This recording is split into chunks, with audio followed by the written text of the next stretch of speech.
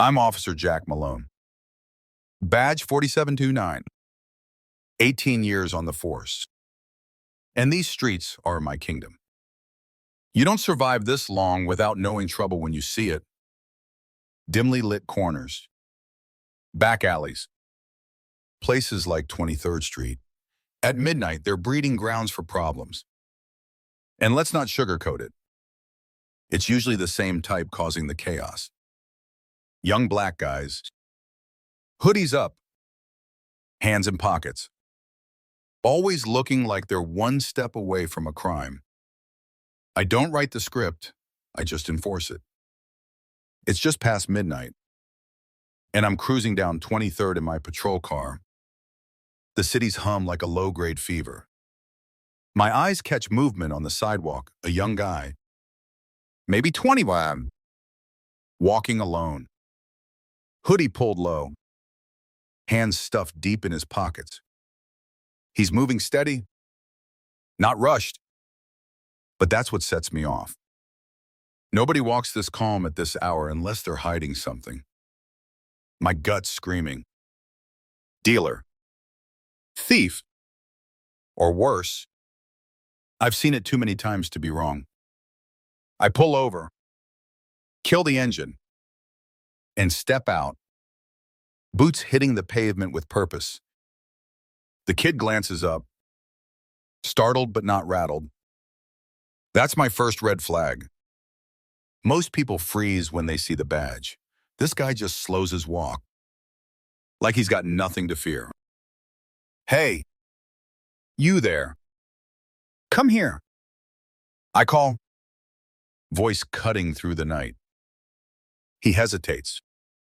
Just a beat, then walks toward me. His face is half shadowed by the hoodie, but his eyes are steady, too steady for my liking. Is there a problem, officer?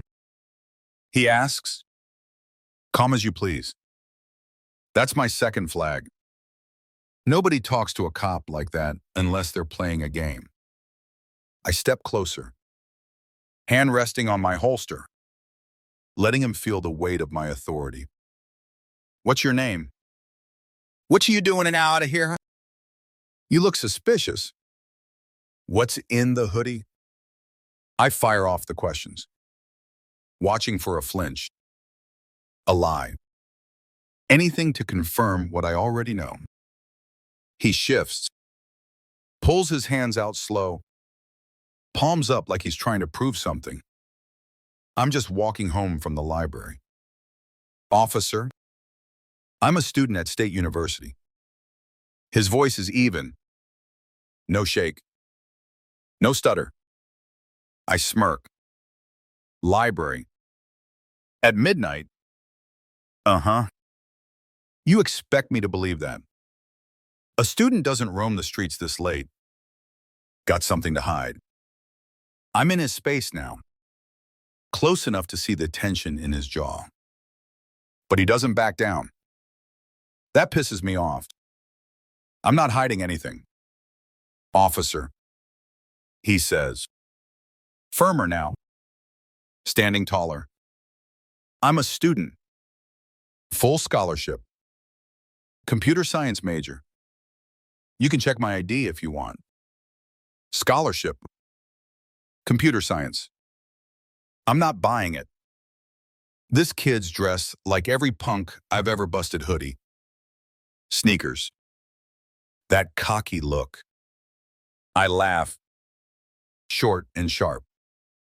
ID. Now. And don't move too fast. He reaches for his wallet. Slow. Deliberate. Pulling out a driver's license and a university ID. Jamal Carter. 20. Address a few blocks away. The ID's legit. But that doesn't mean he is. I run his name through the system, expecting a hit warrants. Priors. Something. Nothing. Clean as a whistle. Doesn't matter. Clean records don't mean clean hands. Library. Huh. I say, tossing his ID back. What's a college kid doing out here alone? You dealing? Stealing. What's the real story? He looks at me, and for a second, I see something in his eyes, not fear, not anger, just disappointment. It throws me, but I shake it off. I told you, officer. I was studying. Finals are next week. I live 3 blocks from here. I'm not letting him off that easy. Step over here, I say, pointing to the cruiser, hands on the hood. He hesitates, and I snap. Now. He complies. But it's not the compliance I'm used to. It's deliberate. Like he's humoring me. I pat him down. Rough. Checking every pocket. Every seam. Nothing, no drugs. No weapons. Just a phone. A key. And a folded up syllabus from State U. I'm annoyed now. He's too clean. Too calm. Too right. Turn around. I growl. Stepping back. He does. And those eyes are on me again. Steady. Unyielding. I'm not who you think I am.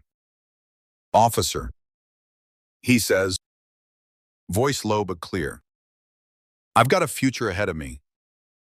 You should check your records if you think I'm someone I'm not. That hits me like a jab. Check my records. Who does this kid think he is? But there's something in his tone. Something that makes me pause. For a split second, I wonder if I've got this wrong. I'm standing there, hand on my ticket pad, ready to write him up for loitering, jaywalking, anything to save face. But his words are stuck in my head. I'm not who you think I am. I've heard every excuse, every sob story. But this kid's different. He's not begging, not cowering, just stating facts. I glance at the syllabus in my hand, CS 301, Advanced Algorithms. Some professor's name scribbled on it. It's real. He's real. I should let him go. I know it. But my pride's screaming, don't let him walk. Don't let him think he's smarter than you. I've got 18 years on the force. And I'm not about to let some hoodie-wearing kid make me look soft. Fine. I say. Voice gruff. Get out of here. But don't let me see you around again. You're lucky I don't arrest you for loitering. It's a weak exit. And I know it. He nods. Just once. Then turns and walks away. Steps measured. Head high. No rush. No fear. Just dignity. I watch him go. His silhouette fading into the streetlights. And something twists in my gut. Not anger. Not relief, doubt. I climb back into the cruiser. Slam the door. And stare at my reflection in the rearview. My face looks harder than I remember. Eyes tired. Mouth set in a line. I tell myself I did my job. Kept the streets safe. But Jamal's face is burned in my mind. Those steady eyes calling me out without saying a word. Back at the station, I'm restless. The guys are swapping stories. But I'm replaying the stop. I run Jamal's name again. Digging deeper. No record. Like I thought. But there's more. Local news article from last year. State U student wins national coding competition. Picture of Jamal. Smiling. Holding a trophy rule out. Trophy in hand. Another article. Local student secures full scholarship to state university. He's the real deal first-generation college kid, working his ass off. Future bright as hell. I lean back in my chair, staring at the screen, feeling like I just swallowed a rock. The next few days, I can't shake it.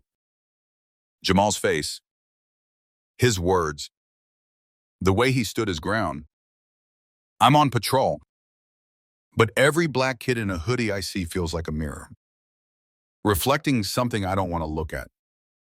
I've always thought I was one of the good guys keeping the streets clean, locking up the bad ones. But what if I'm the bad one?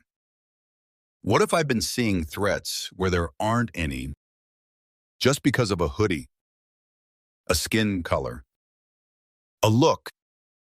I check X, and it's quiet, no viral video, no hashtags. Not yet. But I know it's coming. Someone's got a phone, a dash cam, a story. I've been here before. With that undercover agent, that family at the gas station. My name's out there. Badge number 2, tied to words like profiling and racist. I tell myself it's not true, that I'm just doing my job. But the doubt's growing, like a crack in a windshield, spreading slow but sure. Somehow out there. I talk to my partner, Mike, over beers at the dive bar.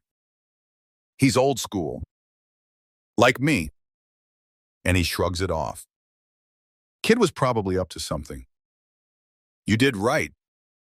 Malone, don't let it get to you. But it's not that simple anymore. Mike doesn't see the articles, the scholarship, the kid who's got more brains than both of us combined. I want to tell him, but I don't. He wouldn't get it. He's still in the US versus them mindset. Same as I was. Maybe still am. At home, I'm alone. Badge on the table. Whiskey in my glass. I think about my dad. A cop too. Who'd say, trust your gut. Jack, it'll keep you alive. My gut's been my guide. But what if it's been lying? What if it's not instinct, it's bias? Dressed up as cop sense. I think about Jamal, 3 blocks from home, just trying to live his life. I saw a criminal. He saw a cop who didn't listen. The department gets wind of the stop. Not from Jamal. He didn't file a complaint, but from a bystander who caught it on video. It's grainy, but it's enough. Me yelling, Jamal with his hands up, my hand on my holster like he's a threat. The sergeant calls me in, and it's deja vu. Another one. Malone, he says, rubbing his temples. You're killing us here. The video's on X now, picking up traction. Not viral yet, but it's close. Comments are brutal. Racist cop at it again. Fire this guy. Protect and serve. My ass. I'm suspended. Pending investigation. Desk duty wasn't enough. This time the brass wants blood. My union rep's fighting, saying I acted within protocol. But it's thin. The body rule out. Body cam footage. Witness statements, they're stacking up. And I'm the one in the crosshairs. I'm home. No badge. No gun. Just me and my mistakes. I keep seeing Jamal's face. His eyes. His future. He's out there. Studying. Building something. While I'm here. Falling apart. I dig deeper. Obsessed now. I find Jamal's LinkedIn, his GitHub, his projects, kids coding apps for low-income schools, mentoring younger students. He's not just a student, he's a leader, a game changer. And I almost derailed him. All because I saw a hoodie and thought trouble. I think about my career, my legacy, 18 years. And what do I have? A string of stops, arrests, complaints, all tied to one thing. Me, seeing what I wanted to see. The investigation wraps up, and it's over. Termination. No appeal. The department's done with me. Too much heat. Too many strikes. My name's plastered across X. Local news. Even a national outlet picks it up. Officer fired after racial profiling incident. I'm the villain now. The cautionary tale. My buddies at the precinct don't call, don't text. I'm radioactive. A ghost in my own life. I move out of the city, take a security gig in a small town, far from 23rd Street. It's quiet, boring, but it's a start. I'm reading now books on bias, on policing, on history I never learned. It's slow, like pulling teeth. But I'm trying to understand. Therapy helps. 2. Unpacking the anger, the fear, the things my dad drilled into me. I'm not fixed, not even close, but I'm not the guy I was. I write to Jamal, a letter, not an email. I apologize.